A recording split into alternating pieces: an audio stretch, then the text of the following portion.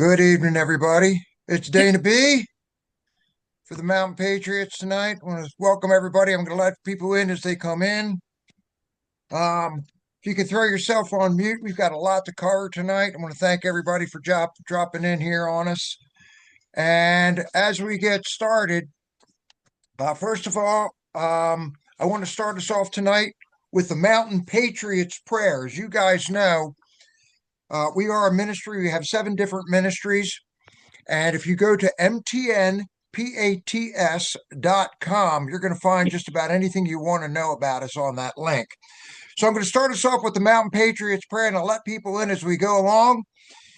Dear Lord, thank you for this beautiful world and the country that you've given us and the patriots who are willing to care for it. Thank you for inspiring our founders to create this beautiful republic, and please help us to keep it as the inspiring place to live. Please give us the wisdom to do the right things, the common sense to judge wisely, the energy to never give up, and your unending grace in which we take comfort. In your name we pray. Amen. All right, Amen. guys, here we go. Real quick, if you can throw yourself on mute, we've got about 9 people talking tonight. We've got a lot of things to cover. The folks that are speaking already have a copy of the agenda, but I want to make sure that everybody knows a little bit about Mountain Patriots and our purpose and our mission. So here we go. Mountain Patriots is a group of USA-loving, constitutional, conservative American citizens dedicated to saving, serving, and preserving our county, state, and country. We believe that we are endowed by our Creator with certain unalienable rights of life, liberty, and the pursuit of happiness, and we are bound by those beliefs. Our credo: we assist with support, safety, and security of our neighbors in Frederick County and abroad. Our mission is to build a caring, freedom-loving, compassionate cadre of citizens with patriotic and positive attitudes and a willingness to share their time, effort, and sacred honor. Our vision: we the Mountain Patriots are committed to be patriotic and peaceful examples of we the people. We operate within the moral principles of the United States Constitution, the Declaration of Independence, and the Bill of Rights as derived from the biblical worldview of our founders, and do so in our community and communities across the Commonwealth of Virginia and the rest of the country. Amen. Hold on, I had to let people in. Okay, our aim is to take back and preserve Virginia for we the people. We will help support individuals and their families to emotionally, spiritually, and physically survive and thrive in our community. We strive to motivate an engaged electorate to be sufficiently involved in our governing bodies and hold those governing bodies accountable in their performance of those duties that we have granted to them.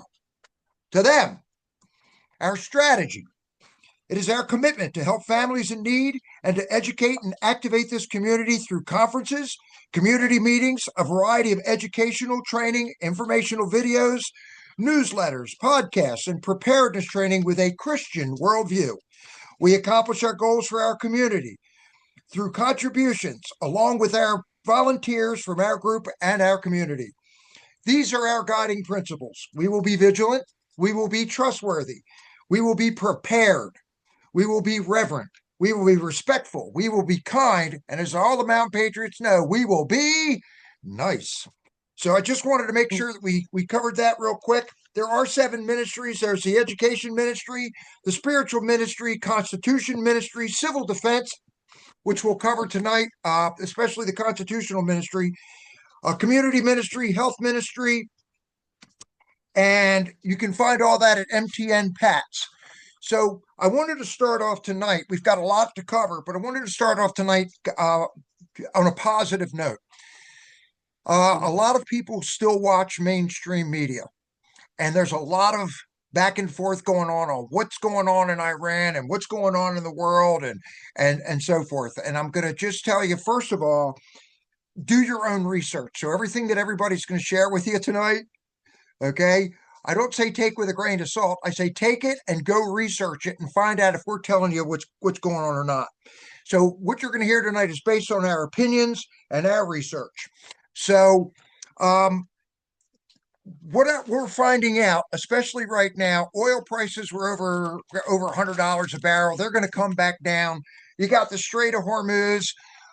That's being protected right now. That's opened back up. Oil dropped again. It'll go back down. Prices will come back down. But what a lot of people don't realize is President Trump is pretty smart. Obama used to say, well, we'll be there on Saturday to drop a bomb on this particular neighborhood at this address at this time in this place. Okay. Where President Trump turns around and says, you know what? We're not going to tell anybody anything and we're going to figure it out and we know exactly what's going on. Well, there's a lot going on with this Iran deal right now. And what a lot of people don't realize is that there was over 1,200 missiles. There was over 1,200 missiles that were aimed at the UAE, Qatar, Oman, Saudi Arabia, and those countries aren't afraid anymore. So there's a lot going on. Now, what does this actually do? This creates a lot of tension, especially in Iran, which we think, I can't give people a time stamp on what it'll end, but it'll be pretty quick, we feel. But there's a lot that's literally going on as far as being able to shut down this part of the deep state. So the next thing we see that should be coming is Cuba. We went through Venezuela, we went through Mexico. Most of this stuff is designed, guys, to stop the cartels. So the other piece of information that we're finding out is a lot of people are looking at Kristi Noem. And I've heard people on our thread say, oh, well, there goes Kristi Noem. She was useless and worthless anyway.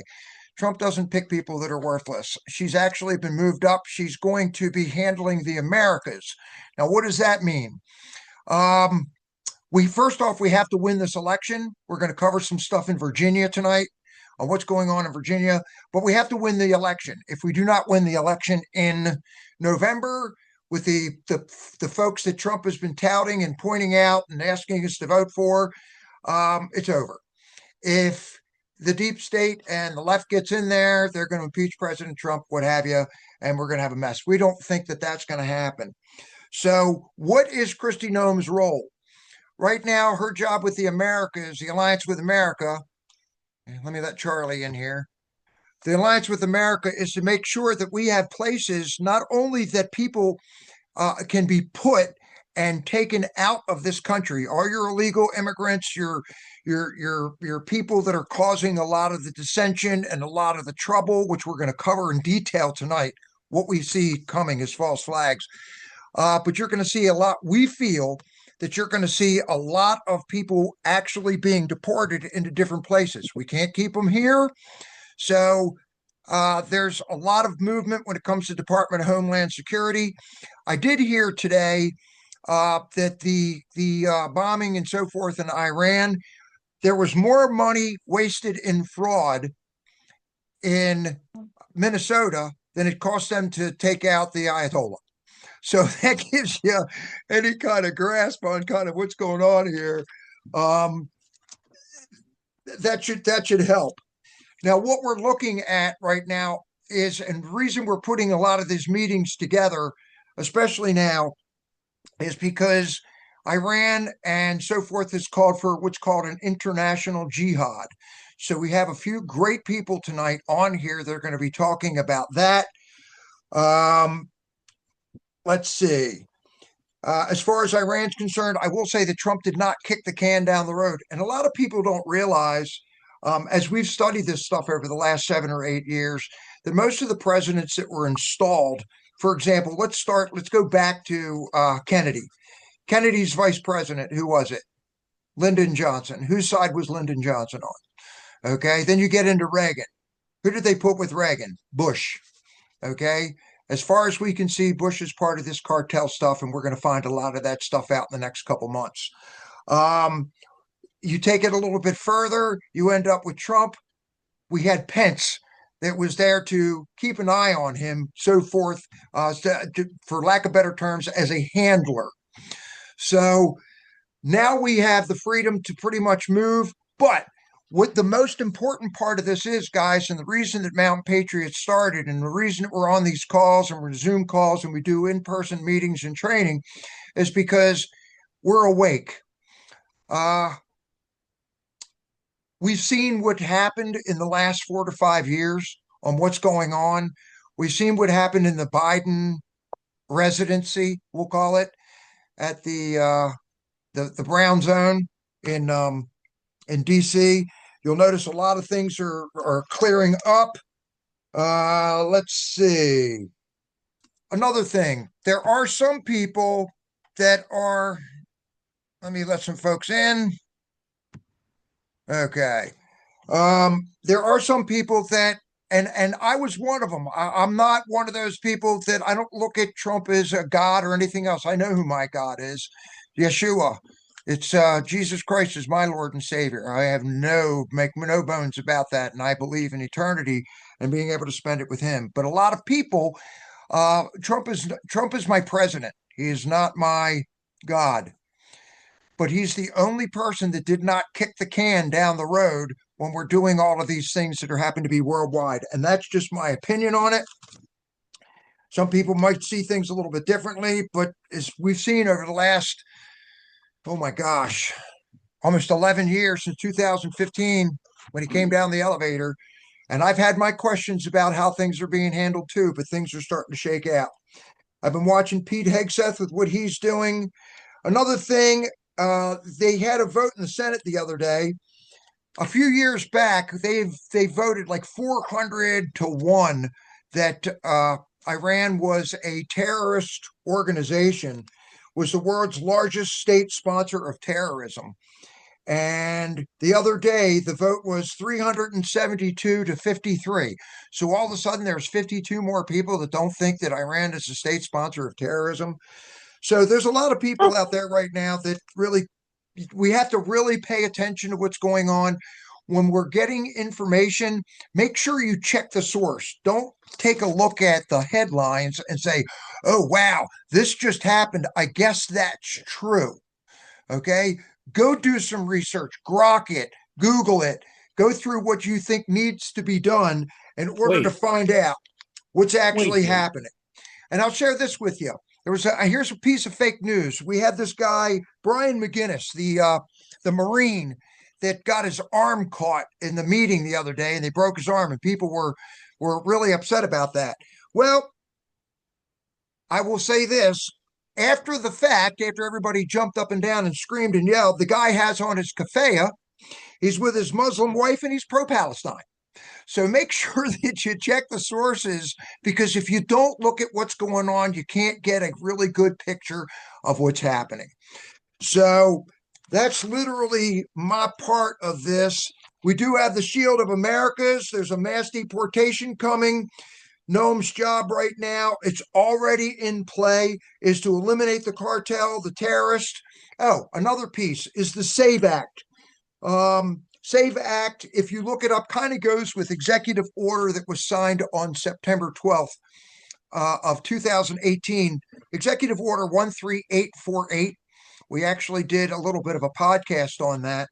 And that has to do with the foreign interference and cheating in the voting in the elections. So take a look at that. A lot of the stuff that Trump has done with 13848 is designed so that we actually find out what's happening, and then we can hold those people accountable. What he's trying to do right now is pretty simple.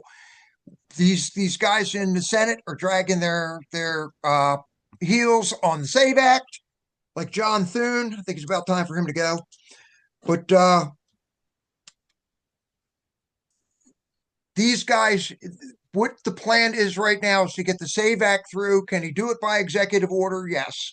Hopefully, by the time November hits, we'll have one-day voting. We'll have proof of citizenship. We'll have paper ballots and so forth.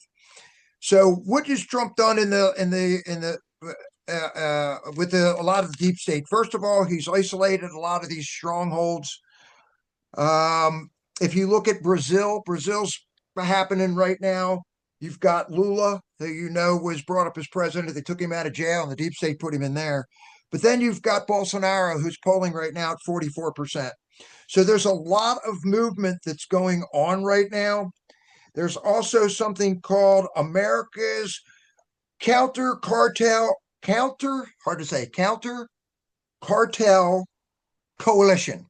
It's actually the number three, A3C, to secure America. So, guys, there's a lot going on.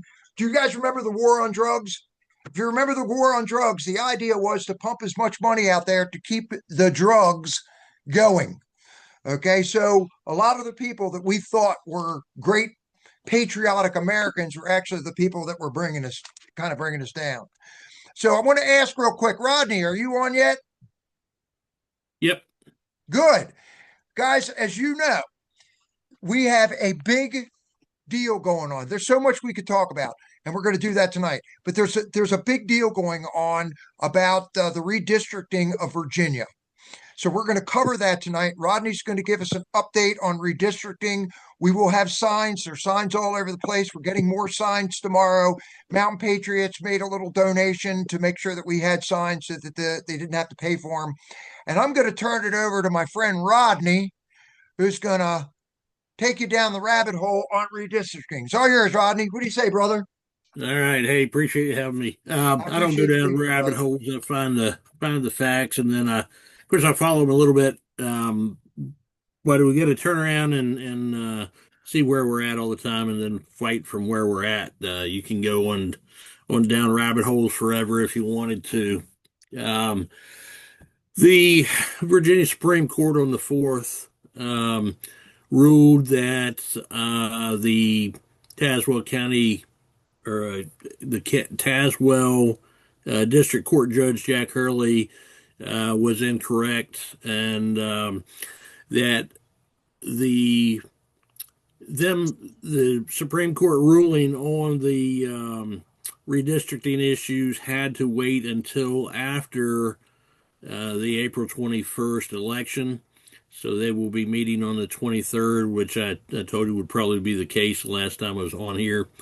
Um, it all goes back to a court ruling in Virginia Supreme Court in 1912, Scott versus James, and in that it says, quote, the amending of the Constitution is the making of a permanent law for the people of the state. Goes on with that a little bit, but it says the courts cannot interfere to stop any of the proceedings while this permanent law is in process of being made. That's the amendment. If the amendment is not adopted, of course, no question will ever come before the court. If upon completion of the proceedings, the validity of the amendment is assailed on the grounds of several provisions of the Constitution have not been complied with, then the courts can pass upon the validity of the amendment. If you look at their ruling on the 4th, that's pretty much exactly what they say. We can't interfere with the election until after the election, and then we'll look at whether they actually did it correctly or not. They also indicated that the Democrats did not do that. They did not comply with the laws and stuff. So we'll have to see about their rulings on the 23rd. They probably won't actually get the rulings out until about the 30th, but the arguments will be on the 23rd.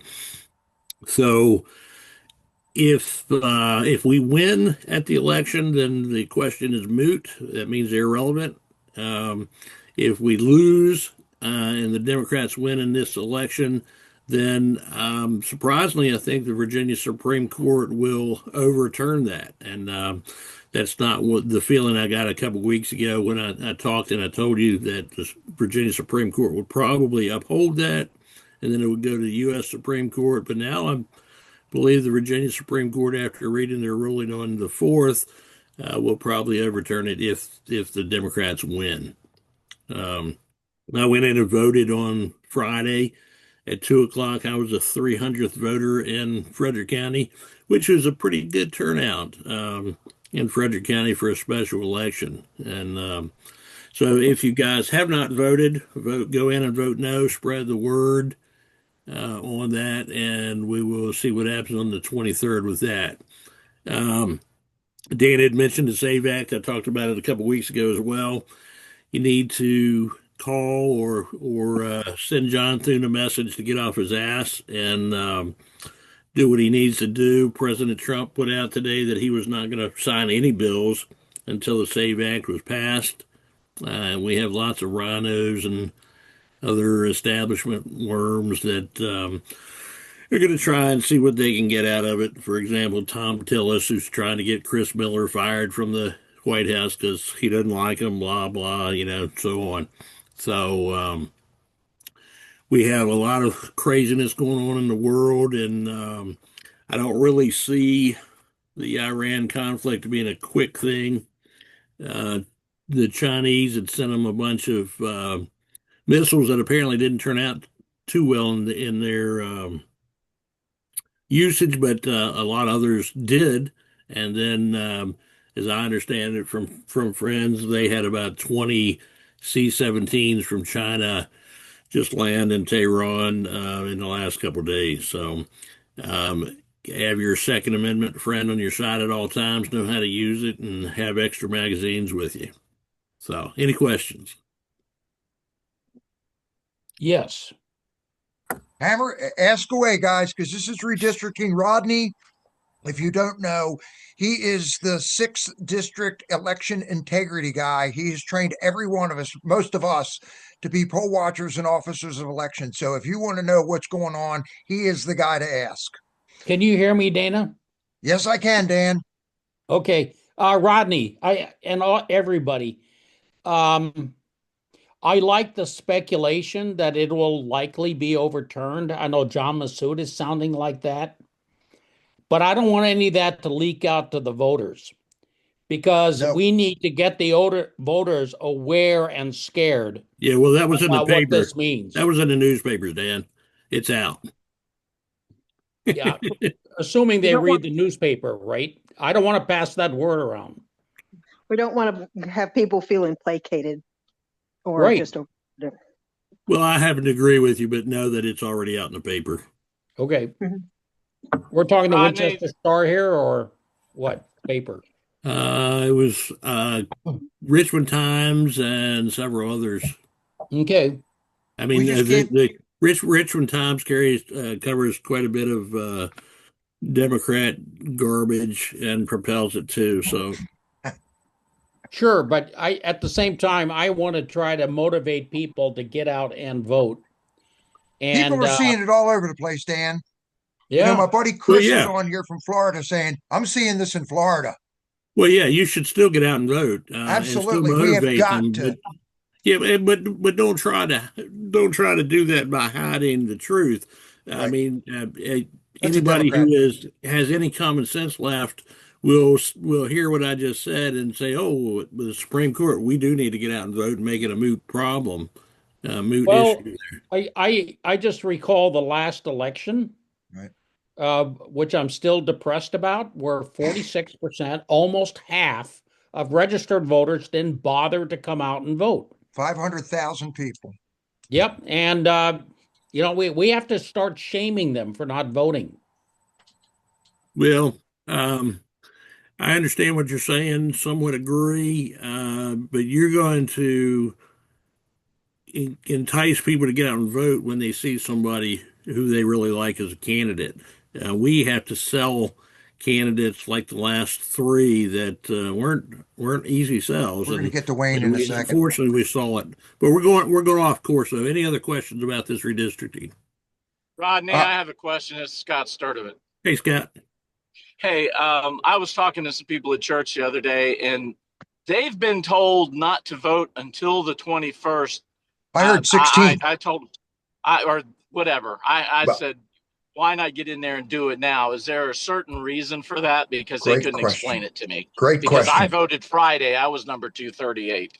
Well, some people are putting out, wait until the 21st to vote, and then those are the people who are adamant about, vote in person on election day, and I'm great. I'm with that if that were the law, but that's not the law. Go in and vote in person as early as possible and pass that word that they should vote in person as possible. As many times as possible, yep. Yeah, unfortunately, there's some kind of movement from, and I'm not sure who, but I've already been on Bill Wiley and Dolores Oates because they're sending out information that says get on the permanent absentee mail-in ballot list, and we certainly do not want that. No. Absolutely, that is absolute bullshit, and I've already argued with both of them. But I don't know if that's RPV or RNC. I can't get a good answer, but. Let's In hit Wayne person up. in person as soon as possible. Wayne, what's your Thank you. question? Actually, Mr. can you hear me? Yes, we can. My question tags along with Scott's, but I will add that what I was told, if you wait till whatever, the 16th. 21st, Right. then they don't have, the cheat can't be in. If you vote early, they know how many votes to get to overcome what we may have already submitted. Like I was told that Abigail, we went to bed that night, and in the morning she somehow found about 170 Amazing, isn't it? votes. So the argument goes, well, let's just wait till the end, and then they don't have the time to pull a fast one. Well, the problem with that is, Wayne, in a couple of years ago, we had a big problem here. As a matter, it was the 2024 Republican primary. A lot of people went in to actually vote and had been told that they had already voted. So, Right. Yeah, 6 of one, half dozen of the other. Well, they get us coming and going. I think it's better to vote in person right off the bat as soon as possible because we're keeping a pretty good eye on things here in Virginia with numbers and stuff. There's some anomalies that are being investigated, but I still think that voting in person as soon as possible is the way to go. Let me add something to I that. have a Rodney, you want question. to? Yeah, go ahead. Question, quick. Oh, hi. I was wondering, why are they doing a redistricting thing anyway? I mean, I understand what they want to do, but if we've already redistricted how many years ago? 2020. Do we have to do that with? Well, in 2020, do we have to do that with every new governor? Well, actually, no. And this is another thing that I didn't cover last time. Redistricting is so they can go from a 6-5 Democrat Republican to current 10-1. district to a 10-1, which gives them 4 more congressmen in the United States House of Representatives. They want to take over the state. Well, right. No, I understand that, but so they want to get more. I mean, like after 4 years, are we going to be able to take it back? No.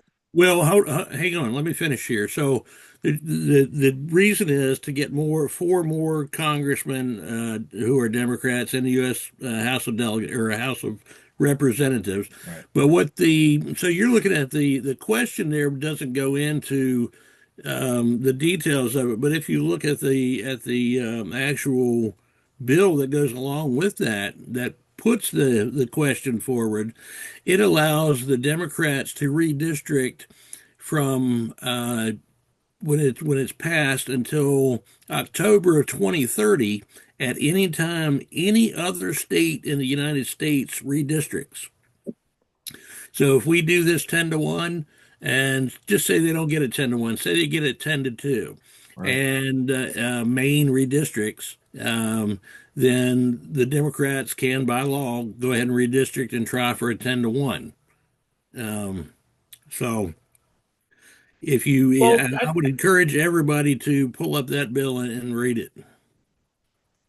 And we need people out there. The last thing I'm going to say before we switch over to the next speaker, to my buddy Chip, is a lot of people, I've talked to people and they say, well, you got to vote yes. Well, why is it that you're voting yes? They don't even know. They don't know. And one of the reasons, educate yourself on why it's no. And when you get to the polls, and hopefully some of you guys will be out there at your registrar's office, talking to people, hanging out in front of the building and catching people as they come in on what's going on. They don't know. They, like I said earlier, they read the headline. That's it. All right. Gotta go. Headline. Gotta go, fellas. Hey, Rodney, thank you very much, my friend. Thanks That's for my having buddy me. Rodney Wine. We are recording this so I can send it back out to you. There's a gentleman on here that we've gotten the pleasure to talk with quite a bit, and I pray with him every morning. If you want the truth, we do. And he runs an organization called Christian Leaders of the Hudson up in New York. We're trying to get as many people rocking and rolling across the country as we can. So I asked my friend Chip Murray to fill you in a little bit on what Cloth is doing, how we're working together, how we're getting the word out. And I'm going to turn it over to him. Chip, it's all yours, buddy. Tell these guys what you got going on. Oh, thank you, Dana. First of all, thank you for all you do. And I'm just grateful to Donica for introducing us. Yeah, she's cool. The Lord is moving, guys. Just, no matter how crazy things look, he's in control. So we're up here in Orange County, New York, an hour from the GW Bridge. I was not a very active person. I wasn't really aware of things going on. I was a Republican because my father was a Republican. But 2008 changed everything. And Dana mentioned that we represent Cloth, which is acronym for Christian Leaders of the Hudson. But there's another group that is equally important, and that is Orange Strong, which before Orange Strong, we were Oath Keepers. We were the Orange County Oath Keepers. And we saw that the enemy was looking to marginalize patriots. And so we formed a DBA, Orange Strong. And by the grace of God, we formed Orange Strong just at the right time. Otherwise, I'd be in a gulag in D.C. But what my prayer is and my hope is that God gave us a unique gift in this country. In our Constitution, we have our First Amendment right to petition for redress of grievances. No other country has that. To hold our elected officials accountable by Section 3 of the 14th Amendment, we can actually give them the boot out for not upholding their oath to the Constitution. But nobody knows that. So, our belief is that that the Lord right now is bringing the Patriot community back together with the Christian community, which is Cloth, and to stand together in this hour, because this is it. This is the window. This is our opportunity. And we see so many of our brothers getting focused on things they have no control of. Many of you on this call, I'm sure, know the name Doc Chambers. Absolutely. Doc Pete Chambers. Doc Pete He's Chambers. One Shot Group down in Texas. Yeah. I love the axiom. He has an axiom: control your controllables. Right. So I see all my Patriot friends, all my Christian brothers spending all this time and energy on Iran, on this, on that, on things that they have absolutely no control over. Focus and here. It's a waste of energy and frequency and all that. So our focus in Orange Strong is we got 4 committees. Protect our kids, train them up, election integrity, and constitutional action. Yep. And the first 2 are the newest, because God came to our Cloth meeting in June 1st of last year, and he said, he interrupted us in the middle of prayer, and he said, "What about my children? What about my children?" Right. We've not been paying attention. We've been ignoring the torture, the absolute horrific stuff that is going on with kids under our noses. Yep. And as soon as we heard that from the Lord, in June of last year, we went to the Yuba City Rev 17 conference to raise monies for the Peace of Heaven, to a safe home for children rescued from child trafficking. We formed our Protect Our Kids. We formed our Train Them Up. And everything, brothers and sisters, changed from that moment. God will bless us when we look out for his kids. Yes. 100%. And you know what? If we've been walking into brick walls until now, until that, shame on us. That's because we have not. And so anyhow, that's what we're doing now. We are in it right now in this moment from February 19th to April 1st. We're in the Nehemiah prayer and fast, 40-day prayer and fast. God is calling us to the wall, brothers and sisters. He's calling us to the wall. He's calling us to the wall. Nehemiah. Answer the call. Be there. Be there. Be on the wall. It's all about faith. He gave us everything we need to turn this republic around. Shame on us if we don't answer the call. Yep.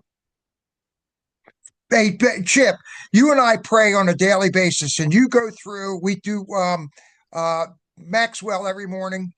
Yes, we also do Proverbs and Psalms, the wisdom. Yeah. How can we help you up there? Because I mean, you just mentioned Doc Chambers, and Doc Chambers is in Texas. So we work with Doc Chambers. Okay. We're working with Donica Hudson. We work with Pastor Jack Stagman, Reverend Jack Stagman. All of these guys have kind of come together from all over the country. We're working with GR with the Constitution out in California, for goodness sakes. Amen. So all of us, we are the remnant. We're all coming back together. So how can we help you get your word out and vice versa? You know what? Just tune into the Lord. Tune in. Just tune into the Lord wherever you are. That's the thing about this. I had a buddy, a friend, reach out to me the other day. He was so forlorn. He was frustrated. He was at his wit's end. He was exhausted. He was exhausted. And we've all felt that, right? But here's the thing. The remnant is scattered. Yeah, and so all over. We're not in one group where we can all draw that energy. So the fact of the matter is, we have to draw the energy from each other, from wherever we are, and apply it in our local zone, in our local spot. And you know what? God will bless us when we do that. Amen. That's Amen. David right there. That's David right there. David went out. The Israeli troops, the Israeli army was in their bunkers, hiding and cowering. That's us right now. We have to call on that spirit of David. Yeah. And you know what, Chip, and which has been really cool, what Yeshua has brought to me is all of these connections. You, Woody, Donica, Pastor Jack, Amen. Dan Best, Charlie, Gunny, Wayne. I mean, the list of Adam. I mean, the list just goes on and on. Amen. Yeah. You know, and now the remnant is starting to come together. That's how I see it. And by the time November comes, I think we're going to be ready to rock and roll. Hallelujah. Anybody have any questions for my buddy Chip? I know Tom heard the name Oath Keepers. Oh yeah, Chip. I was the one that was caught up just because I had met an Oath Keeper. Yep. Yeah. They charged me with being the person who planned all of January 6th, threw me in jail, tortured me, and all that stuff. In fact, Tommy, what an honor to meet you, brother. I read your book. Oh my God, I love you. Oh, thank you, Chip. It's an honor to hear you say that. Consider what you're doing up there in Orange. Oh man. Thank you, God, for giving you the strength to endure and go through that. Oh, only the Lord. You got to have that book. And I'm doing a plug here for Tom because I read the book.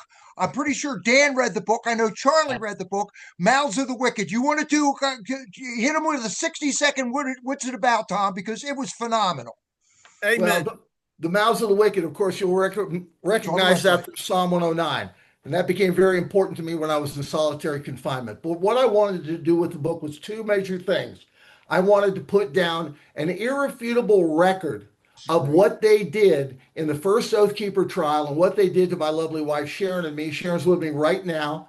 I'm an intelligence officer by trade and training. I may be the only J6er that still has every single bit of government phony evidence, the real evidence, the stuff that we put into trial, the stuff the judge would not let the jury hear. I bring the receipts. So I've got 24 pages of endnotes. If somebody wants to come and fact check me, bring it on, brothers and sisters.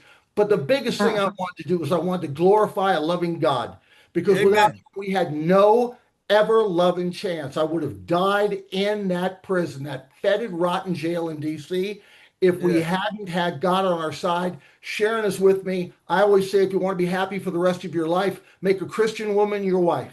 From my Amen. Amen. Sunday school teacher to marry you. I have one. And we got through it together because of that same loving God who gave us so much favor and grace. So just a quick thing. He wasn't in the DC gulag, though. No. I was in the dankest, nastiest jail in, of all places, Orange, Virginia. You'll love that, Chip. Orange, Virginia, as you well know. And it was a real rotter. And I'll tell you what, I think the DC gulag was the worst, but they pushed me in that jail as far as I could possibly have gone without the Lord. Do you know Derek Kinnison by any chance, brother? Tom, I'm sorry, name again, Chip? Derek Kinnison. I do not, sir. All right. He was another J6er that went through what you went through, but I got to connect you guys. You will love each other. That sounds great. Well, hey, let's connect, and Dana can make that happen. I will make the connection, and I'm good. And Adam's going to talk to us a little bit in a bit too, because there's a lot of you guys that are on here, and by the grace of God, we're on here. But I'm going to tell you something real quick, guys, before I move over to Kent. The book, Tom's book, is so flippin' good. We have it on our website. If you don't have it, go look. Go to MTN PATS. It is one of the greatest reads for spirituality and what happened with the Constitution that I think I've ever read. And I think that Dan and Charlie would probably back me up on that. And Chip, you read it. Yeah. So, I mean, 100%. Yep. I could not put the book down. It took me a week. And I read a couple hours tonight. I underlined it and everything else. Well, it's great to see Chris here on the call too. He was a dear man, and Sharon and I just got back from 2 weeks. We're making a tour down through the Southland in Georgia and in Florida. And I want you guys to know, I was talking to the guy who's actually bought WEAG radio down in Stark, Florida. And he knows about Mountain Patriots because he spoke to me. And he wants to create a community action organization. He's going to be putting his eyes right on you. So I'm hoping we'll be able to hook you guys up. Send him to me, Tom. That's why we do these meetings. We're getting bigger and bigger and bigger. We've got podcasting coming up and everything else. So hang on to your shirts, guys, because we got a lot to do. So in the spirit of making sure that we're protected, I have a really good friend on here tonight, KJG. Kent's on here. And when he came into Mountain Patriots, he was always talking, and not just about the radios, but guys, you got to have 5 things to protect yourself. And I thought this and Gunny would be a great lead in to Joe tonight, who's going to talk to you about the counterterrorism that's going on. So, Kent, it's all yours, my brother. Well, thanks, guys. Hopefully you guys can hear me on this steel carbon microphone. Can you guys hear me pretty good on this? Yep. I've been trying to catch the elusive Delaware. I'm playing FT8 right now, and if I get Delaware, I get all 50 states confirmed my HF radio, get an award from QRZ. So priorities are first, right? But I was trying to think of a way of trying to segue in what Chris was saying, and Tom, God bless you, man. I hope you got a good attorney, brother. I'd be turning the screws down so hard, and that's just it's blatant tyranny. It just makes me sick. I kind of want to hear your story, but I just don't want to get too angry. You got to read the book. It's awful, and I know what they did to other people about that too, and it's just god awful. So kind of I was trying to pick something from Chris was saying is, don't get worked up on a lot of stuff. We can't control what's going on, but what you can control is yourself and how you react to things. And that's the number one thing, is focus on yourself. When your health is deteriorated, there's nothing you can do. You're not going to be able to go to that next level. You can't help your family, which is the most important thing. And beyond the family is going to be your neighbors and community. Once you're out of the fight, you're finished. So focus on what you can control, right? Everybody's angry. Everybody's upset about what's going on with the state, about tyrannical bills being passed against the God-given rights of your Constitution, that these people took office and they swore an oath to that same Constitution that most of us have. I've taken 4 oaths to the Constitution. It's the most important thing.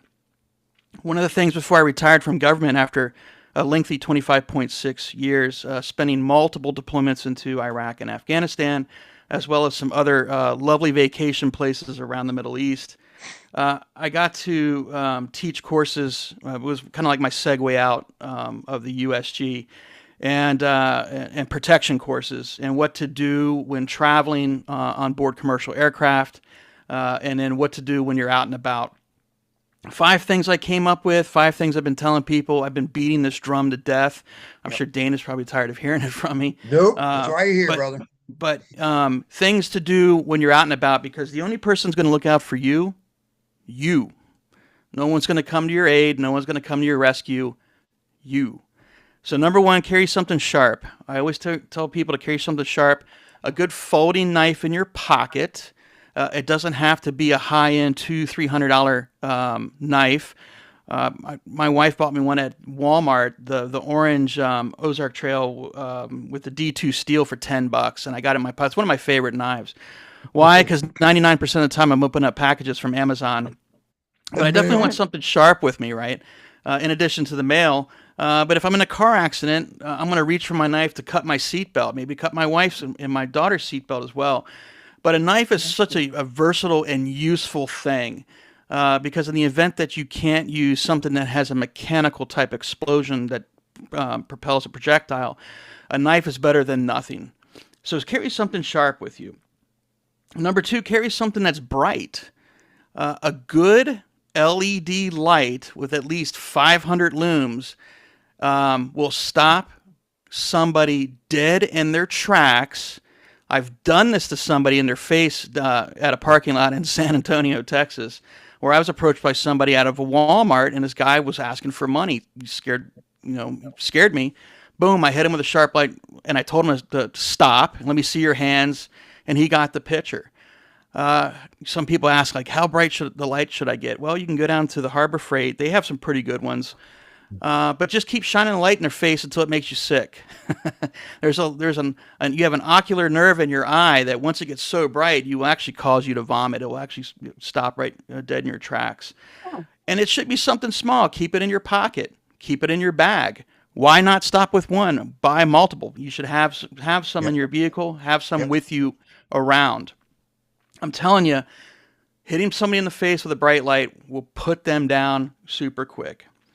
Number 3, carry something that's medical. Yeah, somebody have a question? Yeah, very quickly before we move on beyond the light. Yes. Does TSA have rules against carrying them on the plane? Check on their website. Matter of fact, I'm getting ready to fly here pretty soon, so that's something I got to do because I haven't been on a plane since 18. Okay. But I would definitely check on their rules and regulations on what you can and cannot bring. I think you can bring a light. It's not a big deal. Hey guys, in my go bag that I take, I travel all the time. I've got a super flashlight in there. It's never been pointed out. Awesome. Good. Because Joe can handle this too. He's gonna talk to us about this stuff too. This is a nice lead in. Any other questions on lights? You guys have the first couple? Got your knife, you got your light. And number 3, I always recommend carry a medical device. And what I mean by medical device, a CAT, CAT5 tourniquet, CAT5, CAT5. You could find these on Amazon. Our medics would just throw these. I have like 20 of them. I would at least carry one with me on my person, especially if I'm out and about. Especially if you want to go to a place, a large city, i.e. like this weekend, there's a big protest that's going to be happening at the Capitol at 2 p.m.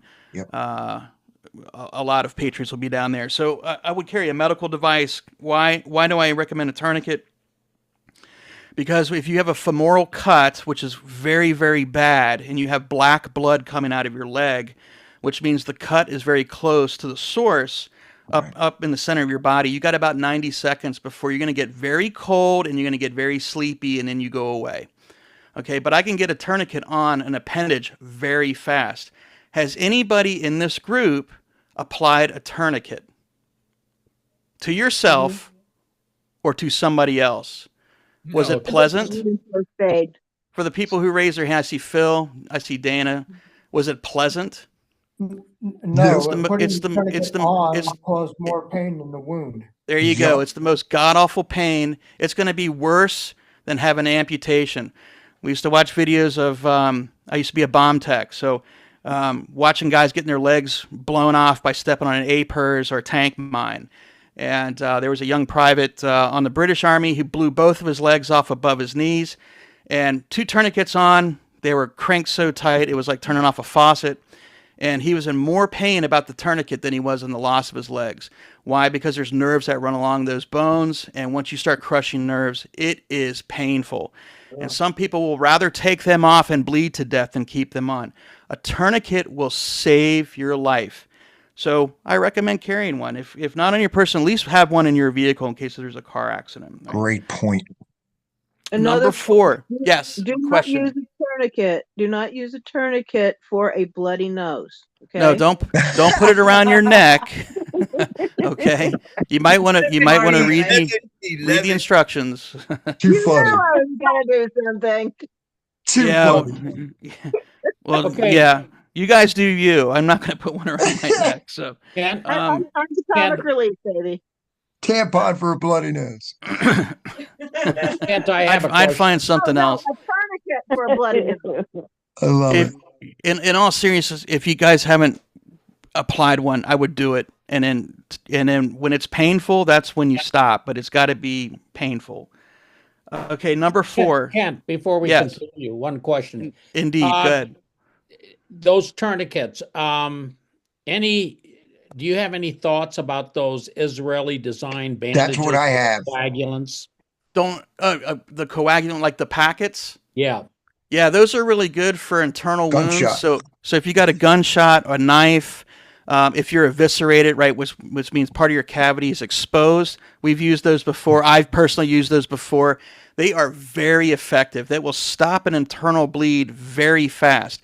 And then you have to follow with packing so much gauze into the cavity. You actually want to expand the cavity with more gauze than you can actually put in there, and that will stop the bleeding. It does work. So you can get those as well. Like most of the med kits, they will have those in there. And again, I've had the fortunate to actually train with live subjects on that stuff. So yes, they are very effective, right? Okay, thanks. Any other questions on medical? Sorry? What were those called? Israeli tourniquet. Oh, you're talking about the powder the stop bleed powder? Yeah. I've got packets and packets and packets of it. The stop bleed stuff. Oh. And it's for your chest and so forth. I mean, we have all that kind of stuff, and we'll start carrying that, bringing it back to the prepper meetings. But we got to move on. What's next, Kent? Number 4. This is obvious because right now tyranny has been enforced because what do we do to control the people when we rewrite the narrative of history? We disarm the people. This has happened over and over and over again. This is nothing new, but definitely number 4, you want to carry something lethal. I realize that most people have never held a gun on somebody before. It's a terrifying thing. It's a terrifying thing to press the trigger. You have to be mentally capable of accepting the responsibility of you doing that. At the same time, if you're going to be carrying a gun, I want to be responsible. No drinking, no doing anything stupid. But I definitely recommend carrying something lethal. If when you're trained on it, it's even better. It's going to save your life. You don't have to pull the trigger on sometimes on every situation. Just the minute that you come out and the person goes away, okay, I can holster up. But it will save my life. It could save other lives, and I can't tell you how many times a lethal tool involved into a situation has stopped the situation. It has actually de-escalated sometimes as opposed to escalating before shots fired. But get used to what you want to carry. I like 9mm. Some people like 40 cal. Some people like 10mm, 45, 44 Magnum. Whatever the case may be, buy something that you're comfortable with and go out and use it. You should be able to take that gun apart in your sleep, especially in low light conditions. When you're going to be intact, do you think you're going to be on your best day? No, something's going to happen. It's going to be on your worst day. You're not going to be ready. You got your hands in your coffee. You got the keys. You're just not going to know, and things are never going to go right your way. So you need to understand your equipment and practice with it. Definitely go out to the range and get some trigger time. Last So Burma is not going to work. Yes. I know I'm annoying, but I have another question. No, you're not. No, go ahead. Okay. With regard to carrying around something lethal, I carry a 9mm myself. Yeah, me too. But do you believe that we should carry hollow points for safety's sake? Yeah, I mean, hollow points are good because of the expansion. Once it hits a water-filled torso, it's going to expand 2 to 3 times its size, and it's going to do a lot of internal damage. When you get into ball ammo, or like the Soviets like to use tungsten core penetrators, and they really do penetrate, or steel core penetration, the point of that is to disarm armor, and it's going to go through the cavity very fast and back out the other side. But for soft targets, yeah, hollow points are great. They're a little bit more expensive, but in the end, that's what you're getting. I was also thinking for whatever is behind the target. Yeah, so the wall, they don't go through walls. They're safe as well. Point. 50 cal BMG will go through 6 prefab houses with the 50 BMG. So that's another thing that Dan brought up that you got to be mindful of on the 4 safety rules is know your target, know your backstop. If that round went through the assailant and went past him and hit an innocent person, you're responsible for it. Okay, I'm going to have to still own up to that because I was the one that discharged that. So I still have that accountability, right? Sometimes you're put in a situation where you're just going to have to take the shot. You're just going to have to take it, right? We have special discounts through USCCA and Delta Defense. So, yeah. Hey, so, again, do you guys have concealed carry in Virginia? Yes, for now. And open carry. We'll see. Yeah. And open carry for now. Very good. All right, last one because we got to roll. Last one, we got to turn the tourniquet on this one. Okay, so last one so I was a gunsmith and I could talk to you about guns all day. Now I've shifted roles. So the last one is comms. So I'm in the radio right now. So comms communication is very important. Right now I'm running an HF radio. I got a VHF, UHF, I got a GMRS, and I got 7 handhelds. I got them in my vehicle. I have radios. I know about the repeaters. I know how they work, all these things. Very, very, very important if a cell phone issue goes. Rick created and you should always have your cell phone with you. I call it my government tracking device because they are tracking you via cell phone. If you have a vehicle that's newer than 2014, you're being tracked through MZ recorders. I'm sorry, I drive old stuff from the 90s and people make fun of me. That's okay. But comms are very important. And I will still say carry your cell phone with you because it's got a camera on it. So in addition to making calls, to sending texts, you have a camera. If you are stopped in a traffic situation, if you're out doing a protest, turn your camera on and document everything. The documentation with the camera is going to save you. It's part of your communication. Get a radio. If you don't know anything about GMRS, ask one of us. I'm into HF general applications. I've been making contacts in the Wales on voice communications to Bermuda and then all the way out to Japan, right? This is just on 20 watts of power. So comms are very important. It's very important when we grid down applications. It should be very important when you're out and about. And this is going to lead, if you guys do the protests, say this weekend, if somebody was going to go out, there's going to be a lot of people. This is where a good place is to film, document, exercise your First Amendment. You can exercise your Second Amendment. There's areas there where they say you can't carry your gun. Know your 4th, 5th, and 6th. No matter what they do to try to disarm you off the 2nd, you got the 4th, 5th, and 6th. This is all going to get shot down, hopefully. If not, the Department of Justice needs to be revamped because they're the ones really in charge of our constitutional rights, right? So if anything is violated, it goes to the Department of Justice. Know your rights. Know what you can do. Don't talk and say anything if you get hemmed up. Plenty of stuff out there on YouTube, on videos on how to handle yourself. I could send you some stuff over. Dan, I don't want to take up too much time. I'm going to turn this water faucet off. Questions for me? I know I went over my time. Gunny, I apologize. I think Gunny's happy. Just messing with you. Because you covered some of it. What do you would have covered? Anybody got any questions? One thing I will say is we're all working with GR and we're delving into, Charlie and I are delving into Chip into the Virginia Constitution because you got the Constitution, then you got Virginia. And that goes back to redistricting, and they're trying to change that. So not just know your Constitution, know your state Constitution. Charlie and I'll be doing a lot on that. Right, Charlie? Remember, guys, 1607, the Constitution started here.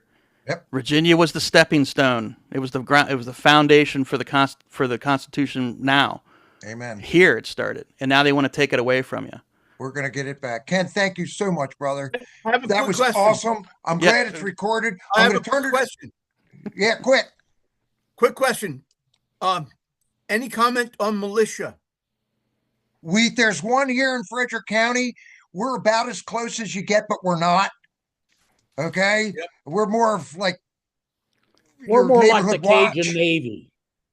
We're more of like a neighborhood watch, but there is one that they try around here, but they really didn't get it off the ground. So I wish them luck. Gunny, you want to take it from here real quick and we're hit nice. a minute or two on our comms? Sure. Somebody asked about the Berna real quick. From my observations of watching people who have tried them, the problem is, they're filled with powders that are supposed to impact you, but I've seen them shoot them, they'll hit the person, it goes straight down, it doesn't even phase the person because it's heavy and it just falls to the ground. So, because I was looking at them pretty intensely for a while, figuring it's a good thing for church and such, but if it's not going to do what I need to do, what good is it? Right. That's just from my observation from watching a video done by, oh goodness, what's his name? He's a former LA cop, did a lot of different things in his life, and he does church security. I can't think of his name, but there's a take on him, and he showed the video, and it was pretty enlightening. Well, my topic was, it has radios, but really it was a bunch of things. So we'll go right down the list, and you can ask the questions at the end. I'll do my best to answer them. The question is, do you have water? Do you have the ability? Do you have it stored? Do you have the ability to take water that's dirty and make it clean? Do you have a filter? Do you have 1 gallon of water per person per day? Right. In other words, me and my family of 3, I need 21 gallons minimum. Do you have food? Is it freeze dried? Is it canned food that you did yourself, or is it canned food from the market? If it's from the market, do you have an actual can opener? Better yet, do you have 2? So when the first one breaks because it's cheap and cheesy or just gets worn out, can you still open your food? With your food, can you cook it? Can you heat it? You don't have to heat it. I mean, many a time in the Marine Corps, I didn't around and just grab a can of SpaghettiOs and go at it cold, because it could always be a lot worse. I'm sure Ken will verify that. And if you do have the ability to cook it, have you tried it? Have you messed with it? Have you tried your camping stove? Have you tried the jet boil? Do you have the fuel that's needed for them? Then we look at power, generation of power. Do you have a generator? I have a dual fuel type, meaning gasoline and diesel. Have you tried it? Do you know what it is able to actually do? Don't get a 2000 watt, a 2000 watt, 1800 watt and think it's going to run your furnace. Odds are it's not going to. Does it work? Problem with those are they're loud. You have to find a way to box them in so they're muffled. So then the next option would be a solar. Problem with solar is if it's not sunny, it's not going to charge. Also, it's very difficult unless you got a massive array to get enough power coming in to be able to run those types of things. So it might be one of the things where you're like me, you have multiple solars and you have a gas generator that if you need it, you can use it. But otherwise, you try to stay quiet because noise will bring people to you. Mm-hmm. We already covered the radios. I'm a net control operator for it. Kent was previously, Dana is. Every Sunday we meet on the KAE 8399 repeater. Sundays it's at 1800 or 6 p.m. And on Tuesdays it's 1930 or 7:30 p.m. Also, Kent mentions ham radio. I've got my license, but I'm ashamed to say I haven't used it very much, to be honest, if at all, because no excuse. No, I'm like you. But I do have my license. I've had it probably for like 3 years. And then the last thing I bring up is for your electronics. I'm not really so concerned that there's going to be an EMP, but still a Faraday cage is not a bad thing to have. Just you cannot forget that if you have stuff in your Faraday cage, or even if it's not, your batteries do you no good if they're rechargeable, but you let them die. Your radio's batteries will do you no good. If you don't keep them charged up, they tend to discharge, and then they're no longer worth any good to you because at some point they will quit allowing you to charge them. So a Faraday cage is a good idea, but the most important thing of everything I covered is, do you have it? And if you do, can you use it? Right. And 2 is 1 and 1 is none. None. That's all I got. Excellent. Gunny, thank you. Phenomenal breakdown. You and Kent, excellent, because it leads us right into, now you've got your supplies, you have an idea what to do. And if you need more instruction, come to us. We're going to be doing a big meeting on the 30th where we'll have prepper food, we'll have supplies there, radios, cameras that you can put on your chest to take with you. We try to do all of this stuff so that people have this. And that leads us into Joe, who has done a lot of this counter stuff to keep us safe, and he knows it better than anybody. So, Joe, take it away, my friend. Hey, guys, I can talk all night on this subject of terrorism and counterterrorism. I spent my life for 45 years, but I don't want to bore you. I could tell you our main threats currently, putting Antifa and BLM and common criminals aside, are both lone wolf terrorists, which we've seen already here this past couple of weeks, and the sleeper cells. I can tell you, I don't believe the sleeper cells are going to be activated. Personally, I believe that until the heat is off them, because they're being monitored rather closely by the feds. Of course, I could be wrong. They could strike tomorrow. What's the difference between a sleeper cell and lone wolf? The sleeper cells are organized. They've got an area command. They've got the underground. They've got the auxiliary, and then they've got the actual shooters, the guerrilla element or the terrorist element. And we saw that in 9/11 here in the U.S. We saw it on 7/7 in London in 2005. 4 explosions in the tubes, actually 3 in the tubes, 1 in a double-decker bus, killed many, many people and injured hundreds. They're very well organized. The lone wolves are going to strike at any time because they normally have a personal vendetta. If you look at Nidal Hassan, he was the shooter at Fort Hood back in 2009, killed 13, wounded, I think 30. He was convinced, first of all, the guy was a loser. It took him 6 years to make it through 4 years of med school.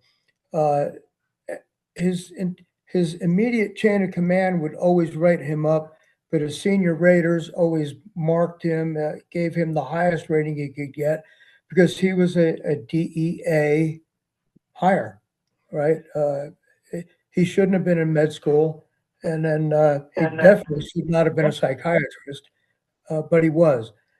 Nonetheless, his vendetta was he thought that the war on terror was a war on Islam, and he took it out on these unarmed soldiers.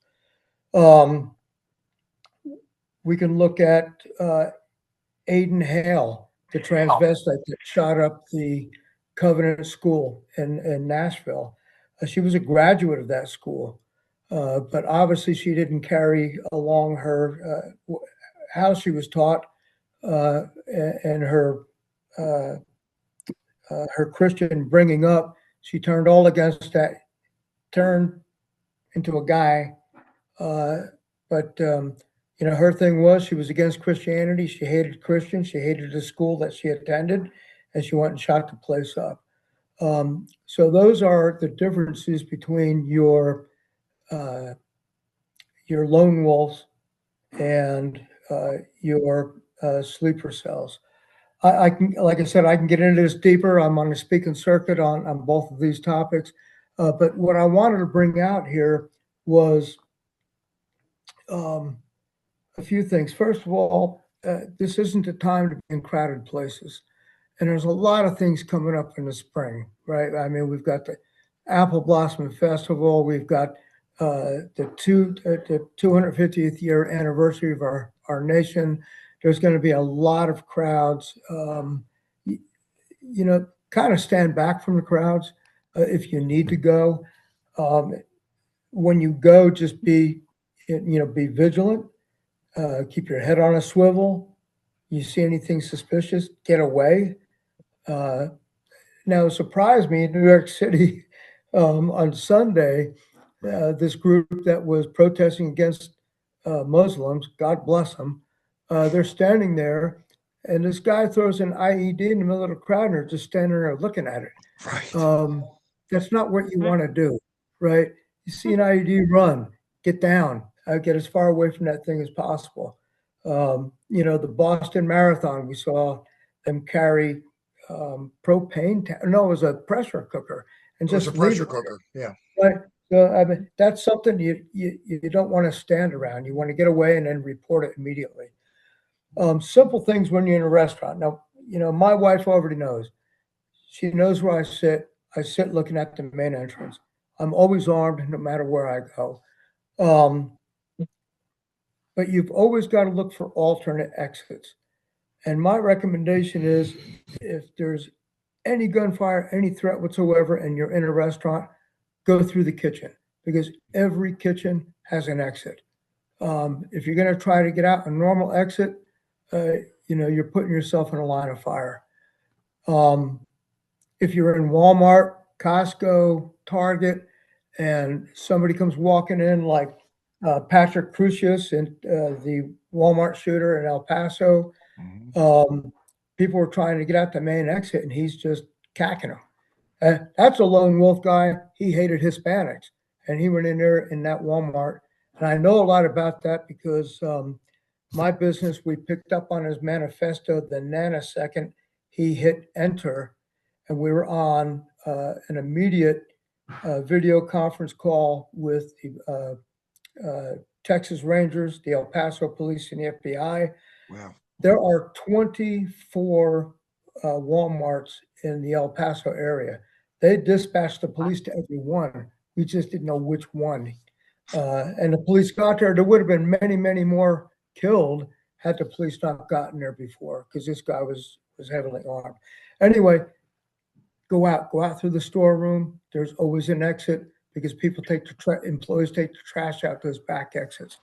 In the box stores, Carrabba's, Red Lobster, Chili's, they all have emergency exits, right? And they're usually where the people the employees carry the meals out to the cars, right? But the deal is to get out quick. And if you're armed, deal death, right? Take care of the perpetrator. That's what you need to do. I want to go back to Dan's question on hollow points. There's a big liability with that thing too. I'm the director of security at a synagogue and at a church. And all of my people that carry, they're required to carry hollow point. Because we all know the 4 rules: know what's in front of your target, know what's behind your target, right? But so you need to take that shot. But first of all, you don't want to live with the guilt of killing a child because the child was standing behind an adult, right? But carry the hollow point, if for anything, to save someone else's life, to take the proper life, and for liability. So that's about all I have. Stay vigilant. I don't think, again, I could be wrong, but historically speaking, I don't see the sleeper cells raising their ugly heads until the heat is off them. But the lone wolves are already out there. And they're already doing stupid things and wanting to kill people. So just be vigilant. Anybody have questions for Joe? Because he does this. I mean, this is what his job is, to protect the public from this stuff. And I thought it was great to have him on here, because we talked last night on our Mountain Patriot Council meeting, And what level do you think, if we were to rate it on a 1 to 5 scale, Joe, what do you think we're looking at right now as far as false flags and individual lone wolf kind of attacks? I would say lone wolf attacks were probably a 3 to 4. Right. Yeah, I mean, we've already seen 3 in the last week. Yeah, look what's happened. Right. I'm not going to say the guys up in New York City were asleep or so. It was a target of opportunity. They heard protest was going on. They lived in Pennsylvania. They drove to New York City, threw a couple IEDs, right? And what was the other one? There was a shooting last week. It just slipped my mind. There was one on 495 where the people were getting stabbed last week too. That one, but there was a shooting. I don't know why it slipped my mind because I read up quite a bit on it. But anyway, it's out there. The lone wolves are there. And they're angry, and the gloves are off since we've attacked Iran. And even though there's a big separation between Sunni and Shia, it seems like they're all coming together right now. Let me tell a quick story, right? I lived and worked in Jordan for 3 years. Okay. I was a director of training at the King Abdullah Special Operations Training Center. My counterpart was a Jordanian lieutenant colonel. Great guy. My wife and I had been to his home several times for dinner. My daughter came to visit. She had quite the experience. She went to my pastor's house, so an Arab Christian. She went to the Muslim's house, the colonel's house, and then we went to Israel, and she was there for a Shabbat meal. So she got the whole gambit. Anyway, this guy always seemed to be moderate. The nicest guy, went to Chicago University. I was there when Osama bin Laden was killed. So we're all partying that night. The next day, going to work, and the coffee pot was in the colonel's office. It was locked. It's never locked. I knocked on the door. He opened the door. He is crying. He says, "Brother Joe, did you hear about Brother Osama last night?" I said, "Yeah, I did." He goes, "It's terrible." I said, "No, it isn't. He killed 3,000 Americans, you know." But this guy, who I thought was a moderate, who was a very close friend, the bottom line is, with Islam, with Muslims, you didn't hear one of them out there protesting against the 19 on 9/11, but they're out in the streets dancing, right? So there is no moderate Islam or Muslim. No such thing. They all have it in their heart to conquer by the sword. Yep. So, and I'm going to tell you, if you go down Stevenson Road between Route 11 and Jordan Springs Road, there's the Muslim Community Center. And one Saturday morning, I was driving down there. I thought I was back in Afghanistan. There were a dozen Muslims wearing the Afghan garb, walking down the street, and I'm like, you have got to be kidding me. So they're here locally. Yes, they are. Again, remain vigilant. Yeah, I have a question from my house. I have a question. Good, Dan. All right. Joe, is it, are we at the point where it's legitimate to profile with red flags a transgender person? Repeat that question. Are we at the point today where it's a good idea to profile with red flags transgender people? Oh, absolutely. They're the most angry people on the face of the earth right now. They're demented. They're mentally ill. They're violent. I mean, look at all the violence that's occurred from transgenders over the last 2 or 3 years. It's insane. What's that? I said, it's insane watching this transgender stuff, and you put that together with where they went to school, the indoctrination, and then you throw them on medication. That is a recipe for holy crap. Well, I saw something funny in the Loudon Street Walking Mall yesterday. My wife was there, and I were there, and there was a dude who was trying to be a girl. He had a real long blonde wig on with another dude who was like a dude. And I asked my wife, I said, why in the world would a dude go after a guy who dresses like a dude instead of getting a woman? It makes no sense to me, right? None. I mean, it's the most bizarre thing, but they're demented. They're very, very violent. And yeah, raise those red flags high. I will share this also. My buddy Dan H. and his daughter Kimmy, she's up towards Shepherdstown up in Inwood, and she said that there was a mosque that opened up, and there were hundreds of people that came flying out of there about I don't know, month and a half, 2 months ago. Yeah. And she was like, "This was really scary to me." Okay, and from what I understand, their thing is it's nobody exists but them. Take out all the infidels. That's all of us. You know. Well, I'd like to add to that, Dana, and to what Joe has said. Please. A lot of people come to conclusions about Islam and Muslims without having read the Quran and the commentary that goes with it, the Hadith. And if you read that, you understand that lying in Islam in order to promote your faith is encouraged. It's called absolutely. And so you have to assume, I think, just to be safe, that they're lying to you and they're hiding their motives. Kind of like mainstream media, right? Right. But at the same time, you also have a lot of Muslims that are like, they're like a lot of Christians in this country. They're Christian in name only. Right. They celebrate the holidays. They don't do anything like that. I found a lot of Muslims are very ignorant of their own Quran. So you have to make that distinction. Try to find out, well, are they believing Muslims? Do they read the Quran? And if they do, that's a red flag. Well, guys, let me just jump in here. One last story before I go. First of all, in Silver Springs, Maryland, is a very, very radical mosque, as is one in Manassas. Right? They're two very radical mosques. I'm not going to tell you the reporter's name. However, because I don't want to burn the guy. Great guy. He was at the mosque in Silver Springs, and he was interviewing, and he told me this. He was interviewing, and if I told your name, you all know who he is.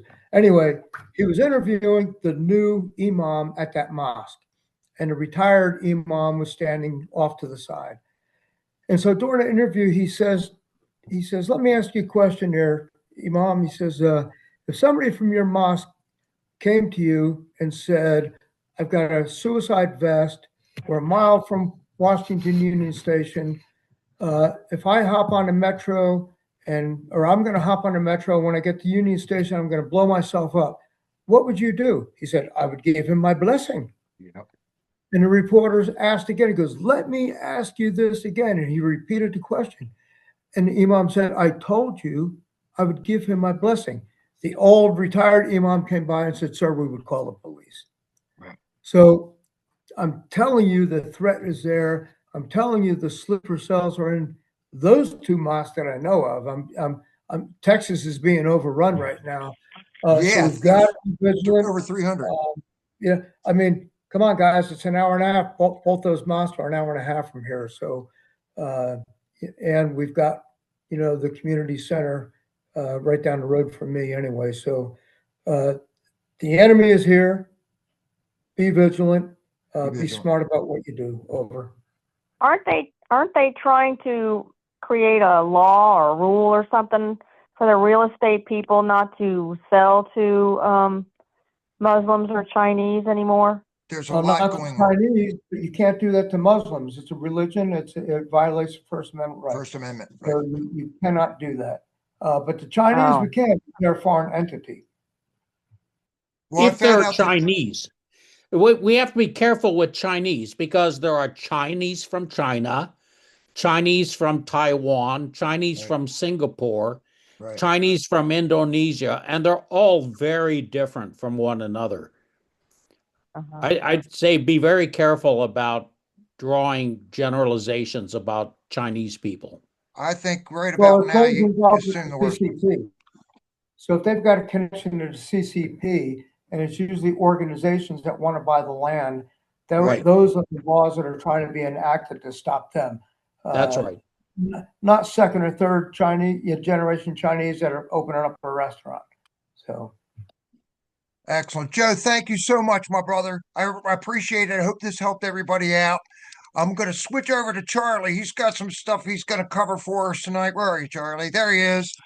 Yeah. And we'll try to keep because I got Dan left, Adam, and then Wayne's going to close us out tonight. So we have a lot going on, right? Don't we, Charlie? We do. We do. We do. Can you hear me all right? Yes, I can. Your voice is back. Great. Yeah, it is. Appreciate it. Is. Amen. Just the usual reminder of membership dues and or donations to keep us going now that we're paying for a variety of things online and on the tower, the repeater and stuff like that.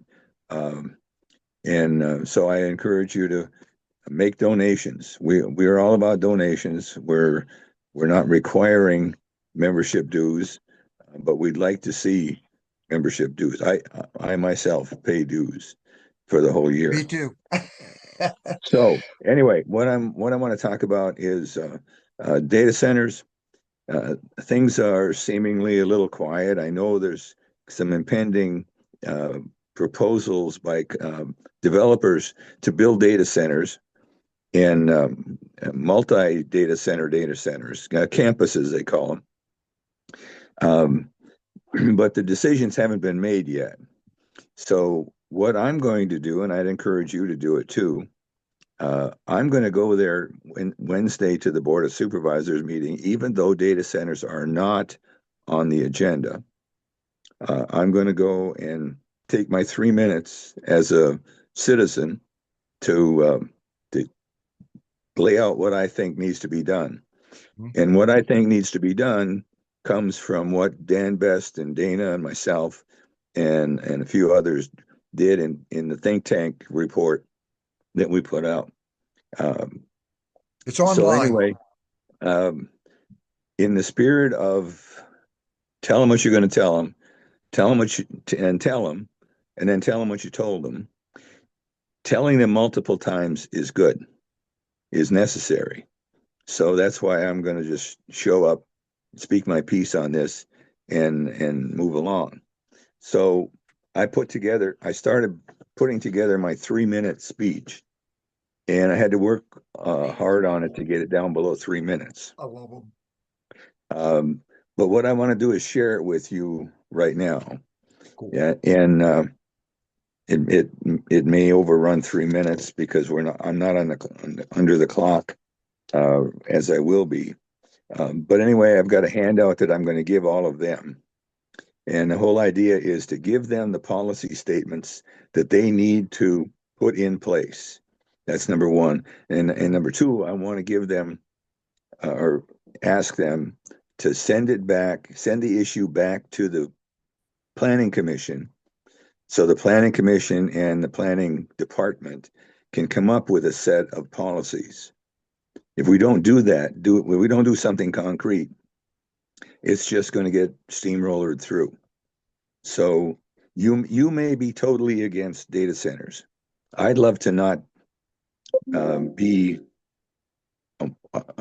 love to not see them and not be here. But my engineering background tells me, well, there's got to be a solution that would work. So that's the intent of this talk is, I've told you before, I want to bury them. So my theme is going to be to make data centers a good neighbor in a sense that we would welcome them in. Now that's ignoring the whole greater issue that data centers are housing our demise. The whole issue of Big Brother and storing all of this stuff and keeping everything you said and thought in data centers. I think if we fight that battle, we're going to lose. So anyway, I'll start to go through this. My name is Charles Markert. I'm from Redbud District. I'm here to talk about data centers that are coming. Assuming that they are coming, we need to have guardrails in place. We know that the U.S. is racing to get AI and data centers so that we're the lead in that. The data centers are expanding everywhere. There's only an upside. The only upside to data centers is the significant tax revenue. The risk is the long-term impact. So my request of you elected officials is the following. Allow data centers, but only under strict ordinances that include strong guardrails to protect the valley. Ensure residents are not harmed by the data center presence. Data centers need to be good neighbors. And to be a good neighbor, you need to be respectful, unobtrusive, quiet, and have no adverse impact on the neighbors or the resources. So an overview of my proposed solution, which I draw from the Mountain Patriots Educational Ministry think tank report, is as follows. Build data centers underground, bury them. Now, if we do that, if we build data centers underground, the view shed is preserved. Noise is partially mitigated by the fact that they're underground. Electromagnetic EMF is partially absorbed by the ground. So whether it's an actual or imagined threat, the argument goes away. There's no solar absorption. They don't have to air condition buildings because they're above ground. Security is enhanced. It overcomes almost all of the public resistance and objections so that it could be a good neighbor. Also, a closed loop cooling system with no water. What that resolves is that the water sources are protected and there are fewer wells running dry. My car cools without water. We can do that with data centers. Underground self-generated power, both for the emergency backup and for overall power, if that's what they want to do, that needs to be underground so it's less noise from all of those things. They're not used to us. Strict site selection rules. And what that resolves is people being too close and being very unhappy about it. So that rule would be data centers at least 2,000 feet from occupied dwellings. And also, if they want to build future homes within that, they can, say with a 400-foot setback, because if a person comes and sees a house and to buy it, the developer to sell it to them, they know there's a data center there or a data center coming. But the people in houses already are the ones that are screwed.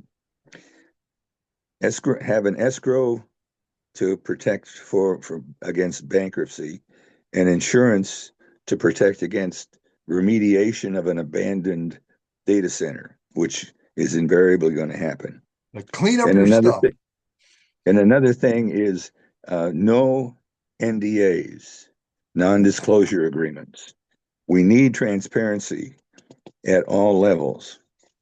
So my conclusion is building underground is going to cost more, but the industry is making billions of dollars, and adding millions of dollars in construction will only delay their payback by a matter of months. Right. And then such is the cost of being a good neighbor. So come to our neighborhood, but play by our rules. So a call to action for the Board of Supervisors. 1, endorse these building code policies and ordinances. 2, task the Planning Commission and the Planning Department to develop a set of policies for data centers and their unique issues while protecting our value so we can welcome responsible 21st century industry.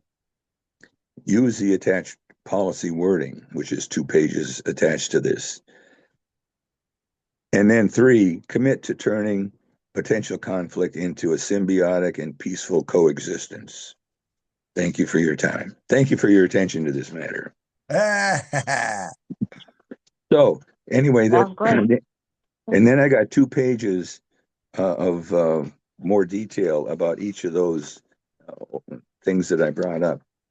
And I'm close to 3 minutes if I don't ad lib. So any comments on that before we go on to the next topic? If I missed anything, let me know, please. Charlie, you're right on, man.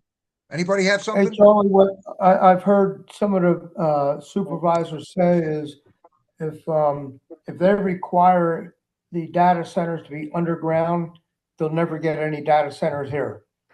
Bingo. Yeah. Yep. And Woody has a question. Yeah, thank you, Dana, and thank you, Charlie, for nice to see you. Thanks for having me as always. Charlie, you're a good man for getting in the fight, and I appreciate that. That's what we do. The one thing I would challenge is the notion that this is a fait accompli. Data centers are the way of the future. We have to go along with what these people want to do. I've got a couple of things to noodle on. One is the assumption that the county board of supervisors, there are 3,103 counties in America, right? That the county supervisors are in the business of making money. I took a quick look at Frederick County's budget this afternoon. 2019, the budget was $320 million, and in 2026, it's $503 million. And the population has not gone up by that much. Loudoun County, which is where I'm from, the numbers are staggering. When I left here in '82 to go and work and then move back 2020, the budget was $40 million, and now it's almost $5 billion. So I think we have to shift in two areas. One is that we, as a Republican form of government, have the power to tell these supervisors what is constitutional, because they are not abiding by their oath. Yep. And until we get organized, we're going to be sort of run around and told, well, we've got to close the gap and we need to put up data centers or casinos or whatever. And that is not the case. If we organize, we can take our country back. In 1776, we were looking down the barrel of a monster in the crown, and we prevailed because we had enough people that stood up and said, God made us to have life, liberty, and the pursuit of private property. And that's what the Constitution was built on. So, Charlie, I hope I'm not scolding you. I'm encouraging you, but I think you're leaving some of your chambers in your weapon empty. And I just want to encourage you to don't think that this is a fait accompli, that stuff, because and I know the supervisors seem like benign, they're just sort of my neighbor and stuff. They're not. They are not. I want to take issue with that, Woody. I want to take issue. Go ahead. Yeah. Here's the deal, okay? The budget of this county is seriously out of whack. And part of that is because of the school project that was kicked down the road and delayed by a previous administration that did not want to address it. And now we have a school project that costs far more expensive than it should have been.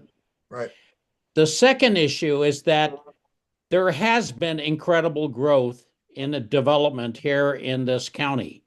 There's been massive home construction. Unfortunately, because Virginia at the Commonwealth level, every new home that's installed in this county comes with a $47,000 charge to the taxpayers of this county. For infrastructure hookups and such. That's mandated at the state level. So for every 1,000 homes that have been built in this county, that's $47 million that are added onto our budget. We have a hard time controlling that. On top of that, we have a lot of people in this county, just as we have anywhere in this country, that want a lot of freebies and lobby and agitate for freebies that they want somebody else to pay for. Yep. The Board of Supervisors are not the bad guys here. We know them. Yes, they are nice people. They are smart people and such, but they're really between a rock and a hard place. I mean, I think it's very, very wrong to cast bad aspersions on their intentions. We are $42 million off this year. Okay, so Dan, I'm not. Do you go by Dan or Daniel? Sorry. Dan is fine. Okay. Thank Yeah, you for Dan. your Dan is indulgence. fine. As long so as it's polite, Woody. Good group. Polite. Only his wife calls him Daniel when he's in trouble. Let me, if I may, respond.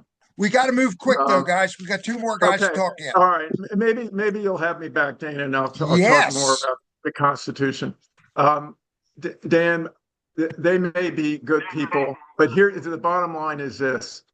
Are they honoring and defending the Constitution? My guess is they are not, because my guess is they have no idea. It's only 3,400 words. It's sort of like scripture. It's like the gospel. The gospels can be understood by a small child, but there's nuances to it. In the case of the Constitution, it is very simple. It is limited government. Article 1, Section 8 is very, very limited. And these guys, they may be great people and whatever, but if they're not honoring the Constitution, they are in violation. And it's up to us as a Republican form of government to hold their feet to the fire on it. So this is why I don't have anything else to say. Woody, this is, and you and Chip introduced us to him, to GR, and that's what Charlie and I are doing right now. And we want to make sure that we get Wayne involved in this and Dan involved in this, so that we can walk in and go, is this constitutional? Well, last I said that I was going to yield. One last comment is the Fourth Amendment, and Charlie, I'm glad you noted this, is that these things are being turned on us. These things are ultimately going to bring us down. And if we don't stand up against it at the local level, it's our progeny. It's not about us. I'll be gone soon. Absolutely. But it's my kids and grandkids that I care about. So anyway, thanks for your indulgence.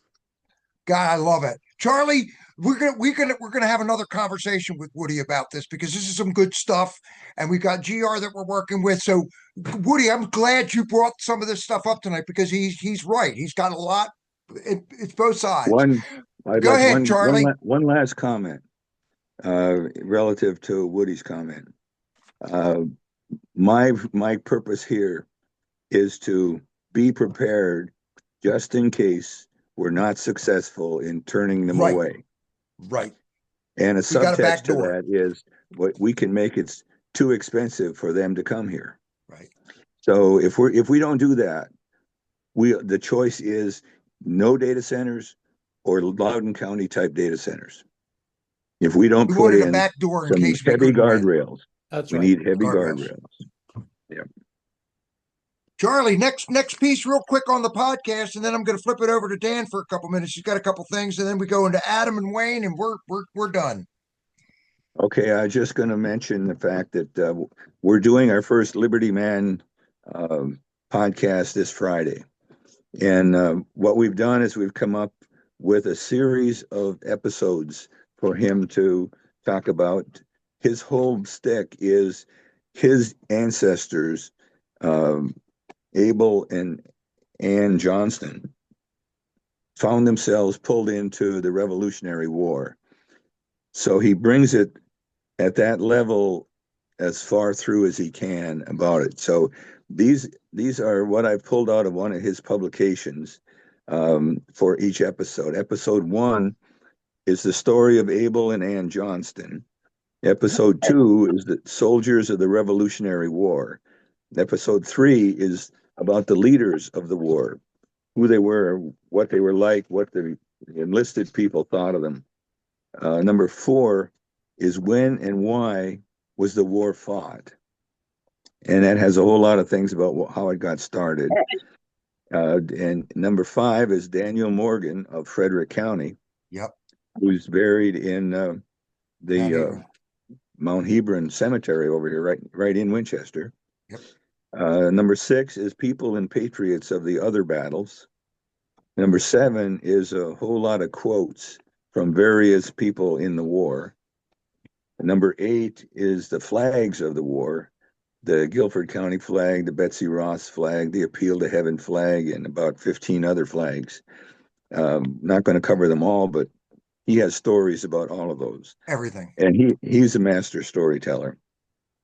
And number 9 is the end of the war and what happens immediately after when still a large portion of the population are British subjects, are British loyalists. Number 10 is religion's role in the revolution. Number 11 is recognizing the forgotten soldier today.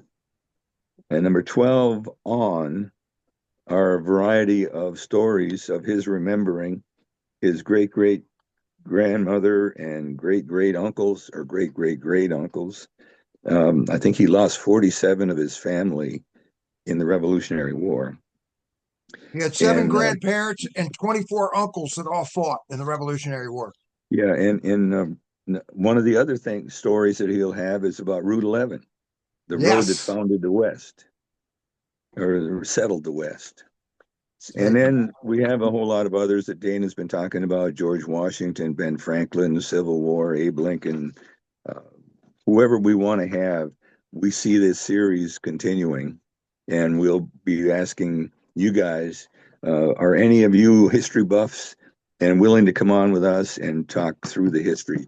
You don't have to be the actor or the person. We can just have this conversation about what did happen, what happened. So that's it. That's the status of our podcast. Awesome. Charlie, thank you, my brother. We've got it, and it's fascinating, guys. It was so much fun. We listened to him for 2 hours and 20 minutes the other day, and it felt like 10 minutes of what gone by. It was just, this is our 250th anniversary of this country, and we're still in a Revolutionary War. So we're going to teach people what this is all about. So Dan, I'm going to turn it over to you. You got a couple announcements you want to make? Okay, very quick. And I'm going to start off with a comment about the history that we're going to be reviewing, because I took note when Charlie mentioned that we take credit for Daniel Morgan here in the Shenandoah Valley, because Daniel Morgan moved here when he was 17 years old and settled in the valley. So we do take credit for him. Unfortunately, we also seem to take credit in the Commonwealth of Virginia for one of the most execrable presidents that we ever had, the first progressive Woodrow Wilson, who only lived in Virginia for 7 months before his family decamped to probably Fulton County, Georgia, because they deserved him. So I would say we need to start a movement that Georgia takes credit for Woodrow Wilson, and we'll take the credit for Daniel Morgan. Thank you very much. Anyway, just off after that commentary, the newsletter. We're, of course, in a crisis moment. I believe we really need to start getting Virginians to start thinking about and shaming them into voting instead of not voting, because we are in the plight that we are in because not enough people bothered to vote. And I think it's wrong to say, well, our candidates weren't good enough. Compared to whom? Seriously? Compared to Spanberger, and we got 2 sociopaths and a psychopath running the executive branch of our government, and our Democrat majority in the legislature is definitely sociopathic. So that's what we got. Certainly our candidates were a lot better than that. So the newsletter has been going out. I've got a list of about 1,000 people that it goes out to, and we've been getting about 50% opens on the newsletter since I went to the every other week. So 500 people every other week or so open up that newsletter.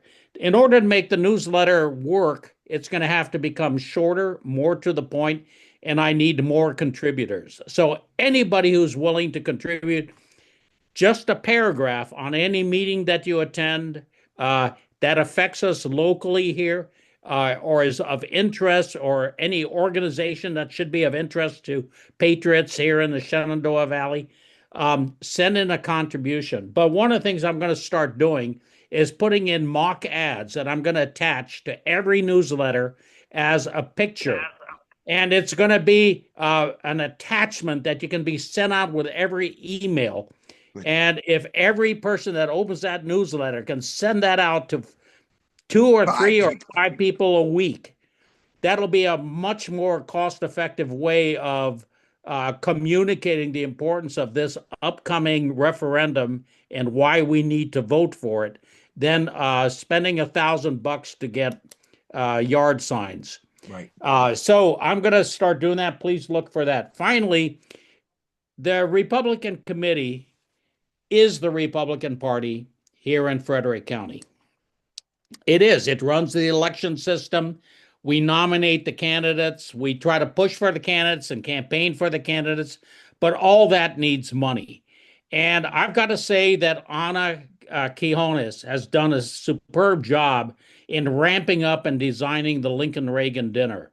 I want us really to encourage everybody, especially if they're a Republican elected official, not only to attend, but to heartily endorse attending this meeting. We need to sell that out because that is where the funds for the rest of the year activities at the FCRC are going to come from. We can't let that go. One of our biggest bugaboos here in the Valley is that people are not willing to open their wallets and provide money to run elections and find good candidates, except if you're a Democrat. Because they'll cry. They'll cry when stuff doesn't go their way. Absolutely, yeah. And they'll pay for it through the nose they later. out-organize us. They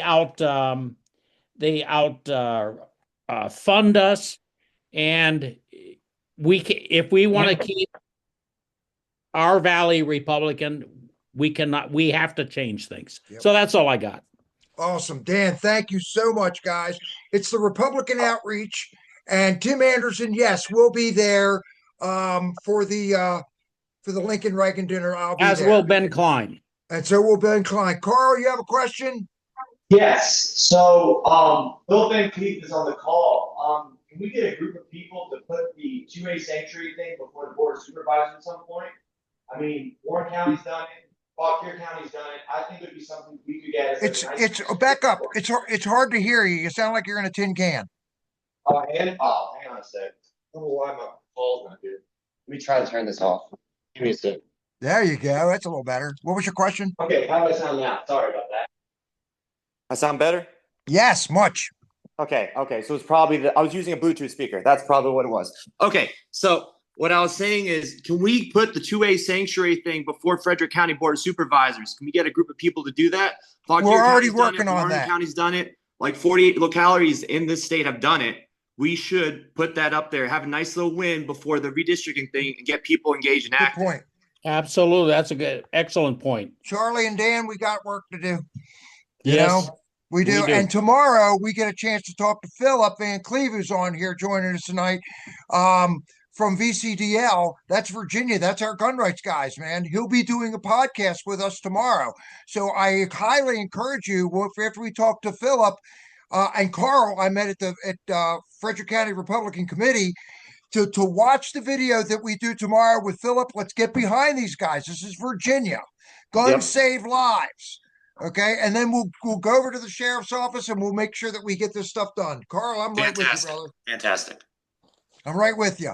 I'm going to turn it over to my brother, Adam, who's done an awful lot of work with the 1600 Unscripted. He's been working with the J6 folks. He's working with us now. He's now part of the Mountain Council and part of our podcast team because he's doing the AI with us to try to make sure we get all this stuff done.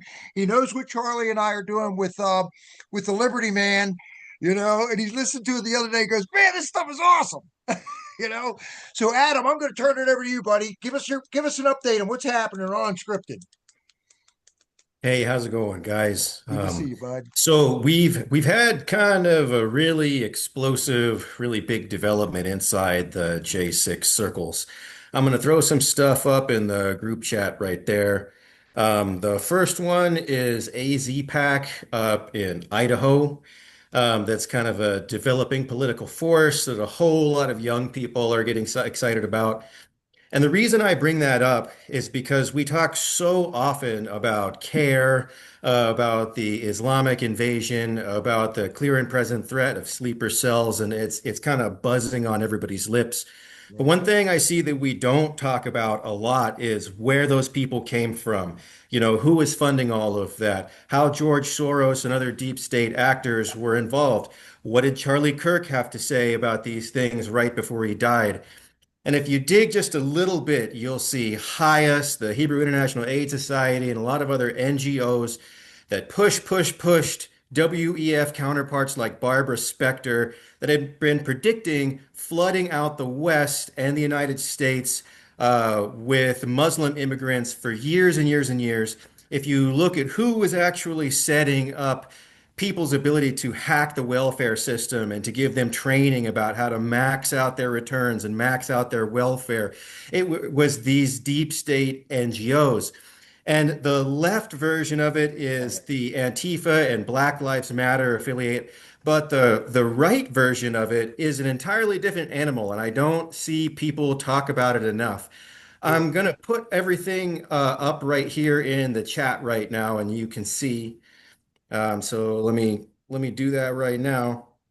When I was traveling as a fugitive all throughout the American South and the Bible Belt, I came to know a completely alien beast to me. I didn't think that this existed. I had no idea because I had never been through there before. But traveling extensively in Oklahoma, Arkansas, Missouri, that entire region, you saw this dispensationalist Christian Zionism. And that X link I just put up, you can see at one of the education centers down there in Texas, that they openly teach that Israelis are better than Americans, that we have a biblical duty to give them our money, that to give them our sons and daughters as a kind of a blood tribute for their wars. There's this blurring of the lines between biblical Israel, which, you know, we all read our Bibles. Christ was very specific in John 8:44 about ye vipers. And, you know, you go again to Revelation 2:9 and 3:9, and you see a lot of this information coming out about how Bibi Netanyahu and Ben Gvir and a lot of the other hardline ultra war hawk people that are pushing that we have this biblical responsibility to the secular modern nation state of Israel and that we owe them all our money. Well, they're not even Semitic at all, that they're related to people from Eastern Europe, and that the Palestinians that they're exterminating are actually Semitic DNA. And so this is just something that I don't think people know enough about. That it's just like Takaya, and on the same side, if you go up and look at some of Tyler Olivieria's work, that's Tyler Olivieria. He's a very brave young man. He went up to Lakewood, New Jersey, and he started uncovering about how the same thing that you see out there with CARE and them taking over towns, them taking over the school boards and funneling money into Islamic schools, the Israelis are doing the same thing. Like New Jersey, Adam? Like New Jersey? That's right. Just like in New Jersey. You're getting these ultra pro-Zionist neighborhoods that have their own police, that have their own zero interest loans for only themselves. And just like we were talking about Takaya earlier, that they have this general, we're here to conquer through subterfuge. If you tell a lie to people who aren't us, that's okay. And these people through Chabad Lubavitch are really pushing their agendas inside the American Congress. I'm in Congress every single week for J6 related work and BOP reform related work. And in every floor of every building of all three congressional offices, there are pro-Israel, Israel above all. You go to Eric Swalwell, you know, Fang Fang, at his office. Yeah, Swalwell. The flag over his office is an Israeli flag, and the inscription is in Hebrew. He is a defender of Israel above all in Hebrew on a sitting American representatives, and everybody's okay with this. And so, just as dangerous as the one is happening, I've got to encourage everybody to do their research. Go back to 9/11 and the Dancing Israelis, to E-Team, to the Israeli art students connected to Right. Right. Go back to the USS Liberty and them never apologizing for the 134 service members that were wounded and the killed. Go back to the Pegasus software. Go back to the director of the former director of the CIA talking about they never wanted the Israeli liaisons to come into the CIA. They'd meet them outside because everything they brought them was bugged with listening devices. You have right now people wanting to funnel us into this either or. Either you are totally pro-war and you're totally pro-Zionism, or you're a terrorist, you're a lover of the Iranian regime, you're anti-American. And I think people, that's one of the biggest traps. What the real great work is people like Dana and Charlie and the people here figuring out logistics and comms and helping your neighbor and calm reason, not hating each other, being able to weigh these things and not let people have outbursts emotionally. Well, you have to believe this or you have to believe that. We got to be able to weigh all threats, both foreign and domestic, you know. There's not Iranian flags plastered on every single floor of every single building, of every single office in Congress. You know, there's pro-Zionism flags. And the fact that we have $33 billion on top of the $3.8 billion that's gone to Israel since October 7th. Since October 7th. Can you imagine what that amount of money could do to American infrastructure, to the money that we're borrowing away from Social Security, to the general collapse? And you guys have to work your tails off to figure out all this stuff about data centers, when with these type of budgetary constraints, we could be baking these things into our neighborhoods. We could have greenways. We could have community farms with perennial species and a general benefit to all. You know, not this splitting hairs and we take the crumbs of what's left. And the reason is the amount of fraud. It's people, when Benjamin Netanyahu comes and there are 21 standing ovations that happened from our representatives. Took 30 minutes of them just clapping for the man. That's never happened. If it was Thailand flags that were smeared all over every floor of every building of Congress, you'd notice. Yeah, you'd notice. And the fact that you're not supposed to talk about it, the fact that you have to kind of, you know, there's consequences for talking about this one subject above all others. You're encouraged to talk about and to make conflict between Christians and Muslims right now and to stoke conflict between men and women. But if you want to talk about this issue, about where all this money is going, about who's controlling our politics through AIPAC and through NGOs, you get shut down, you lose your job, like me, I brought up in the J6 group chats, and I put up the proof up there. We got 23,000 views on that there's a small group of ultra pro-Zionist people in the J6 internal group chats that if you're not pro-Israel, if you're not pro-war, they'll smear you, they'll shut you down, they'll make fun of your family, they'll say that you're not a real J6er, that nobody should listen to you. And it's active. They're there all day, every day, rain or shine, no matter what, like somebody's paying them to do that. You guys earlier were talking about the incidents in New York. That's our dummy. That's Jake, you know, and right as we were exposing him and his friends as being Zionist operators inside the J6 circle, all of a sudden he's back on TV claiming that he is getting devices thrown at him and there's this great big threat. Every time that we've tried to expose this, that guy and his friends go out and try to stir up more conflict and more division and more Christians versus Muslim stuff. And you guys would never know about that if you didn't have somebody from J6 telling you inside. And I want to keep pushing that. You guys are all doing great work. There is a clear and present threat from these Sharia law people that want to take over the country. But at the same time, we got to watch all the threats that are trying to take over our republic and subvert the beautiful thing we have going called America. Love it. Adam, thank you, Adam. Excellent. Excellent. I really appreciate it. In other words, guys, keep your head on a swivel. Be vigilant. Okay, we've got to do research. I covered this at the very beginning. Don't believe just what the headlines say. You got to dig down. Who would have thought a few years ago that our own government would try to take us out with COVID-19? We would have never thought in a million years that our own government would take us out, but they tried. Okay, so in the essence of time, I'm going to pass it over to Wayne. Adam, thank you, man. We got to talk this week because we've got this whole thing coming up with the Liberty Man and everything else. This has been a great conversation tonight, folks. But Wayne is gonna fill us in on how we're gonna try to take America back for Yeshua. We have our creator. He is a phenomenal scholar on this, and I asked him to help lead us with this tonight. So I'm going to turn it over to you, Wayne. Thank you. You're on mute. Wayne, you're on mute, and you've got control of the board. All righty. Well, thank you, Dana, and thank you for everybody on board here tonight. Excellent. Just a few moments. Thanks to Chip. It was a great word that he gave with regards to the children and how we've neglected them, and we should be teaching them Yahuwah's word. And thank you for Adam.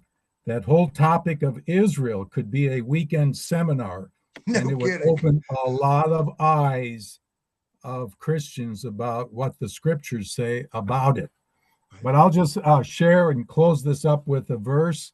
Of course, I'm at the background picture I have there is that Los Lunos monument stone that has the Paleo-Hebrew of Yahuwah's name inscribed in it and the 10 words.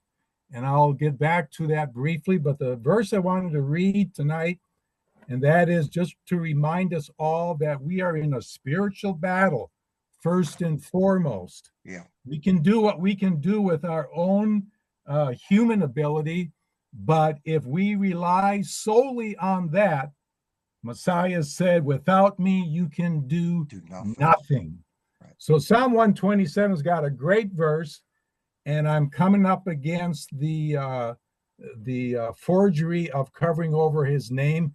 It says, except the Lord, and Lord is in all caps, so it should be his covenant set apart name. It reads, except Yahuwah builds the house, they labor in vain that build it. Except Yahuwah keeps the city, the watchman wakes but in vain. We want him on our side. And so we need to get into the habit that this is not just a once a week, 10 o'clock on Sunday morning at your favorite church, if you go to one or if you don't, but he should be consuming our lives. He and his son, they're sovereign over all the universe. And so if he's not on our side, we are butting up against the wall. So we need to seek him, and he will teach us, he will guide us, and he will lead us in the all truth. And this background here, what I wanted to share about that, and I first noticed it, well, maybe about a month or so ago, you're going to see a tree on my right shoulder. Yeah. Mm-hmm. And one of the scholars, and the whole area around there is just arid. It's dry. There's shrubbery, but it's not green like that tree. One scholar said that's an acacia tree. And that is remarkable because it was the acacia wood that Yahuwah caused his tabernacle and things to be in the tabernacle built with, covered with gold. And here in that dried, arid place in Nowheresville, New Mexico, and I believe it was about 3,000 years ago, he's got that guardian acacia tree watching over the covenant. And the acacia wood in the Bible is used, it's a very durable wood that is resilient to infection, to disease, and insects. And perhaps it was probably the only wood available in the wilderness, but he had his holy things constructed with it. And I would like to present to all of us, why don't we be like that acacia wood? It's a resilient wood, and it was a strong, durable wood. He has that covenant by the power of his spirit. He's writing it in our hearts, says Ezekiel and Jeremiah.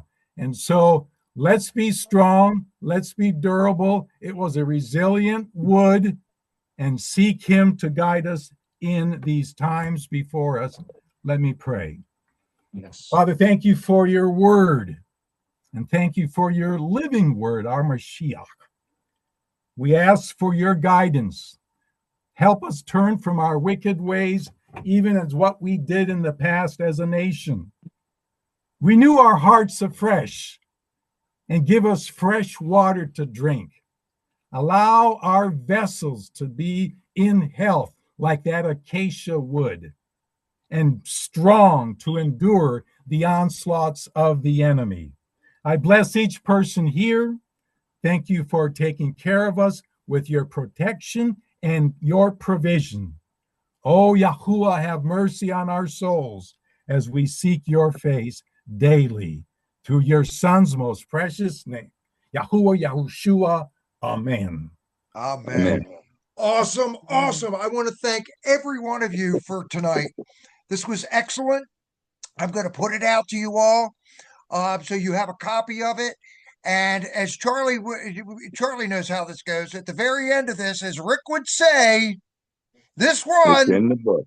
It's in the book. I want to thank everybody for being here. I'll get it out to you. Everybody have a blessed night, and we'll talk to everybody real soon. Thanks, guys.